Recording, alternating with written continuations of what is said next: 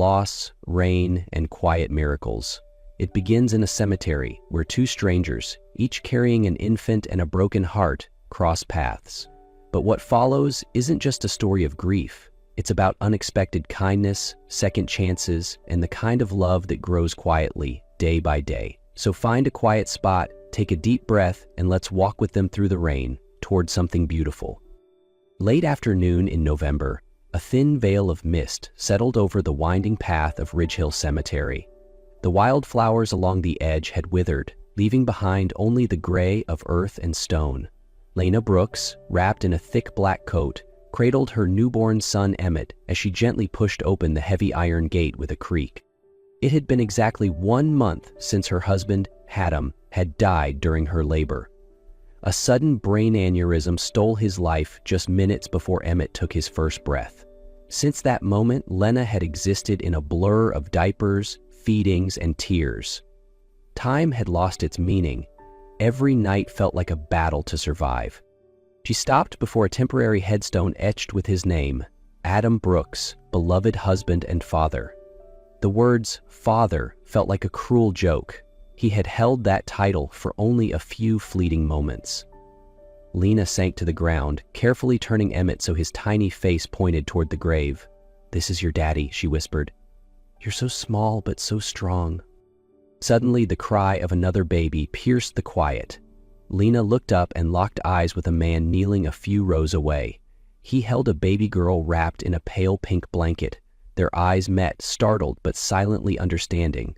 Both bore the same hollow exhaustion, the same tear-reddened eyes, and between them, fresh graves and two infants unaware of all they had lost.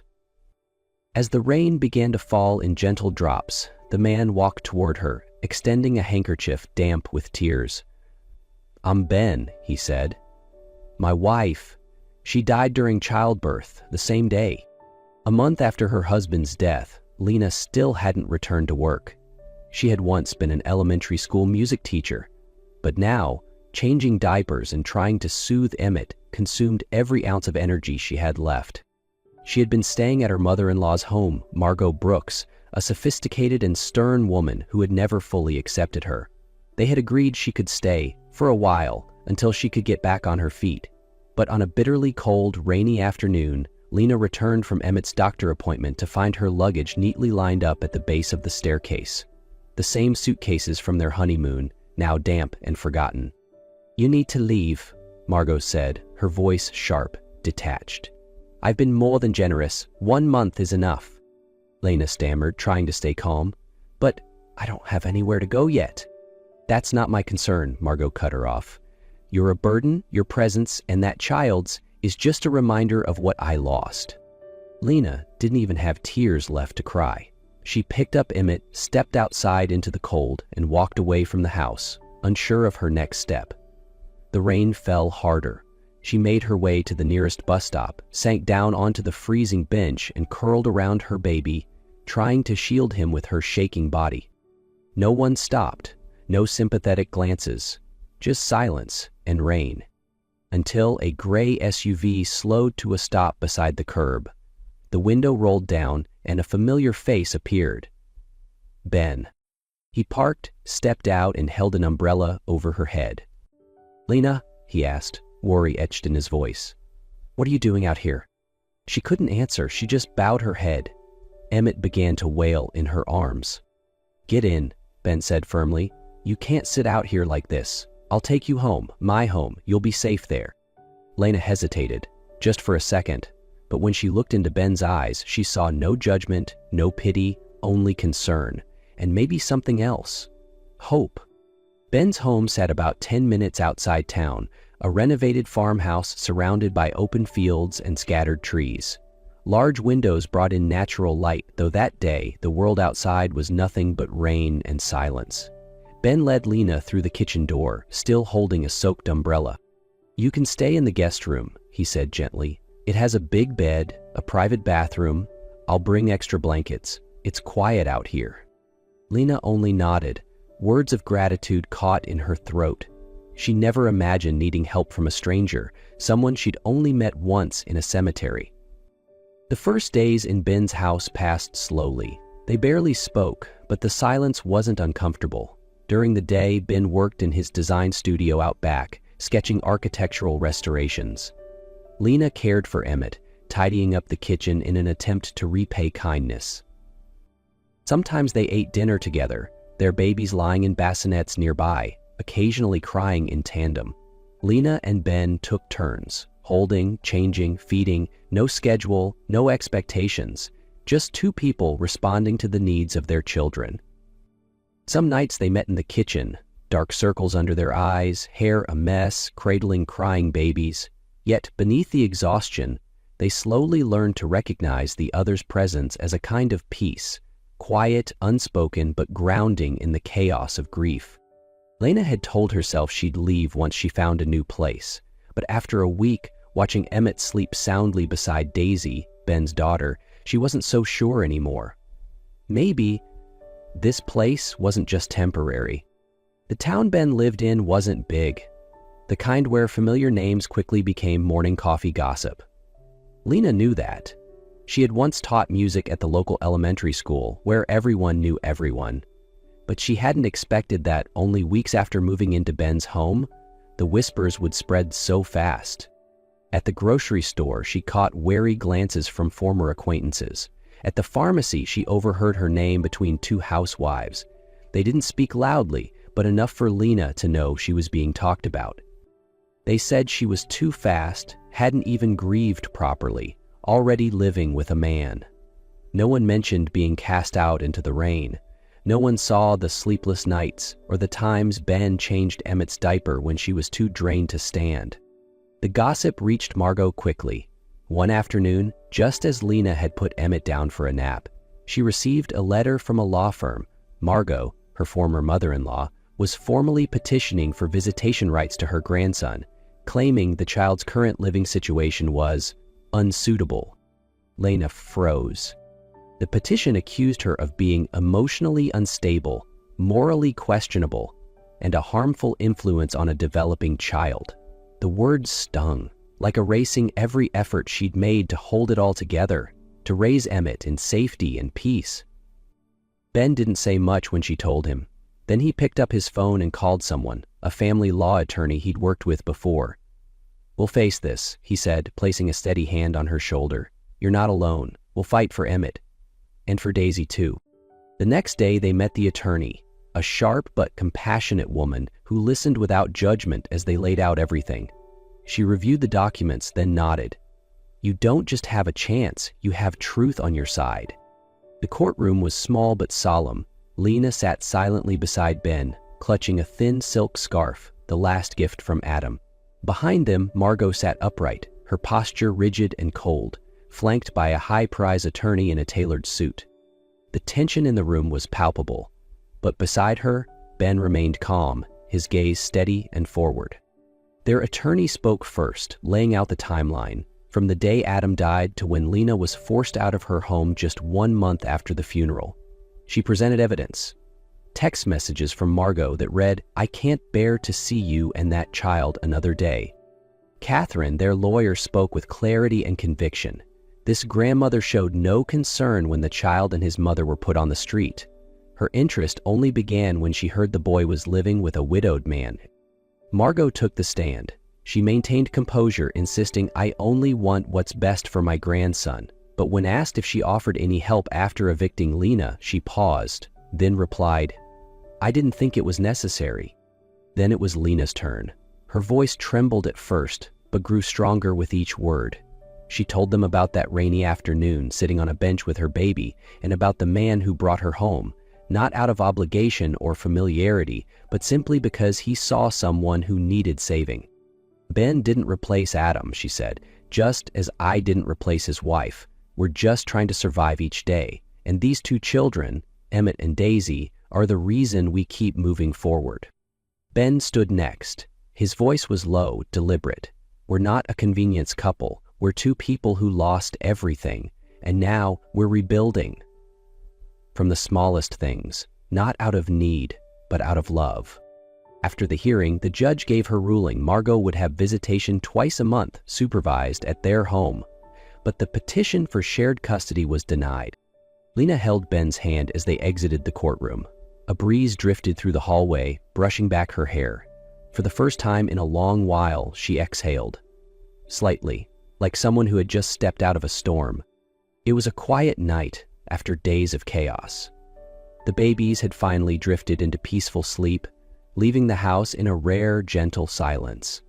Lena walked into the kitchen and found Ben sitting alone at the table. 2 wooden boxes in front of him, one for Daisy, one for Emmett. "I thought we should keep everything we can," Ben said as she approached, "so that when they grow up, they won't just know their parents through a single photo." He was carefully arranging small items: a dried flower, faded photographs, movie stubs, a handkerchief that once belonged to Nora. Lena quietly reached into her fabric pouch and took out the few precious things she had left. Adam's fountain pen, a handwritten letter he'd written when he first found out she was pregnant, Emmett's ultrasound image. They didn't speak much, just took turns sharing stories, memories of those they'd lost, as if reintroducing pieces of their hearts, not to dwell in sorrow, but to ensure their children would know their parents had once lived, fully, lovingly, and never to be forgotten. "I'm afraid I'll forget her laugh," Ben whispered, "that someday I won't remember how Nora looked when she smiled." Lena nodded. "I'm afraid Emmett will grow up never knowing what Adam dreamed for him." When everything had been placed neatly into the boxes, they closed the lids together, carefully, as if sealing not the past, but something sacred meant to last. Ben turned, pressing a gentle kiss to Lena's forehead. Not hurried, not heavy with meaning, just a simple gesture that told her something between them had quietly shifted. 1 year after that rainy afternoon at the cemetery, everything had changed. The backyard of the farmhouse was now bursting with spring colors. Emmett and Daisy, both nearly a year old, were toddling across the grass, tiny hands reaching for the sunlight. Ben was finishing the last bolt on a wooden swing set he'd built himself, while Lena sat on the porch steps, smiling as she watched the children's every move. The house was no longer a temporary shelter. It had become a home, filled with toys scattered across rooms, framed photos of 2 giggling toddlers on the walls, and the warm scent of cookies baking every weekend. Both sides of the family, even Margot, had begun to accept their reality. Visits were no longer tense, and at times, Margot even sat with Emmett for hours. No harsh words, only quiet presence. That evening, as the sun dipped low, Lena stood beside Ben in their memorial garden, a small patch they'd planted to honor Adam and Nora. The lavender swayed gently in the breeze, its scent soft, like a whisper from the past. Ben turned to her, his hand finding hers. "Lena," he said, voice steady and warm, "we've walked through grief and built something from the ashes. You, Emmett, Daisy, you're my family. Today I want to make that official." He knelt down, pulled out a simple ring, catching the last rays of golden light. "Will you marry me?" Tears filled Lena's eyes, but this time not from sorrow. She nodded without hesitation. 1 year ago, they met as broken strangers. Today, they stood as a healed family, born not despite the cracks, but through them. The wedding took place in late summer, right in the garden behind the farmhouse, the same space where Emmett and Daisy had taken their first steps. It wasn't grand or extravagant, just family, a few close friends, and golden sunlight cast gently over everything. Lena wore a simple white dress, her hair loosely tied with a soft blue ribbon. Ben waited beneath an arch of lavender they'd planted together, his eyes glowing with quiet tenderness. Emmett and Daisy, the tiniest ring-bearer and flower girl, stumbled adorably with plush toys and flower hoops, filling the ceremony with laughter. Their vows weren't grand promises, just honesty. To face the calm and the storm, side by side. "We lost something to find each other," Ben said. "Now, I choose to love you, every day, as a new beginning." Even Margot was there, dressed in a muted lavender dress. She didn't say much, but when she kissed Emmett on the forehead and squeezed Lena's hand, Lena understood. It wasn't an apology, but it was peace. Ben woke early to make breakfast so Lena could sleep a little longer. He changed diapers, fed Daisy, then pulled both children into his lap for bedtime stories. Lena returned to teaching music part-time, while Ben adjusted his work hours to be present whenever needed. Married life wasn't loud, but it was full. Ben woke early to make breakfast so Lena could sleep a little longer. He changed diapers, fed Daisy, then pulled both children into his lap for bedtime stories.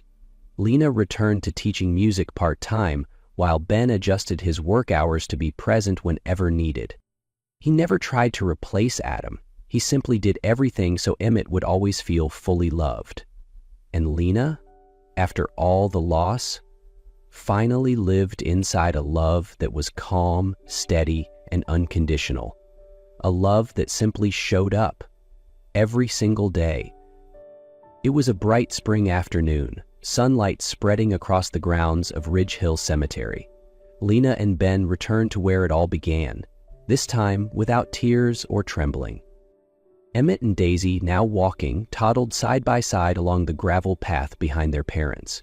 Both wore light jackets and clutched tiny flowers, a bundle of lavender for Nora, a white rose for Adam. With wobbling steps, Emmett gently dropped the white rose near Adam's grave, while Daisy babbled and patted the lavender bouquet onto the soft earth. No words were needed. The breeze carried children's laughter, rustling leaves, and memories that never faded. Ben squeezed Lena's hand, his eyes filled with gratitude. "I think they'd be proud," he said, "of what we've made it through, of how we carry their memory with love, not pain." Lena nodded. "And of these two little ones, the final gifts they left the world." As they left the cemetery, they didn't look down. They walked with shoulders lifted, hands clasped, children in arms, like the family they had become. Life would never return to what it once was, but it had become something else, just as beautiful, just as worthy. The grief hadn't disappeared, but it had softened, making room for love to grow. Exactly 1 year. Two strangers, once broken by loss, were now a family, bound by love, memory, and something entirely unplanned. And in the place where sorrow first met them, they left new footprints of hope, of healing, of something whole. This story began in the rain, with two strangers and two babies, and ended with a family built from love, loss, and healing. If it moved your heart the way it moved ours, we'd love to hear your thoughts. Leave a comment and share which moment stayed with you most. And if you want more stories that remind us that hope can bloom even after heartbreak, subscribe to the channel and join our growing community. Until next time, stay gentle with your soul and with the ones you love.